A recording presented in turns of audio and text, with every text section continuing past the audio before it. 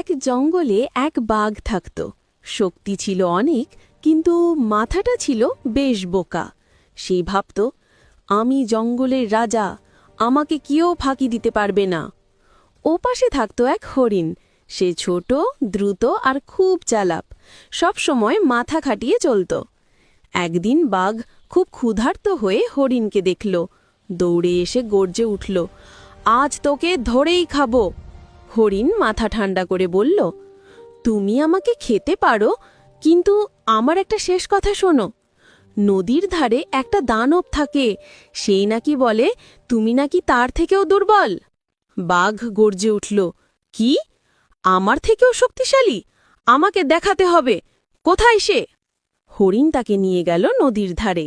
পানির মধ্যে বাঘের নিজের ছায়া দেখা যাচ্ছিল।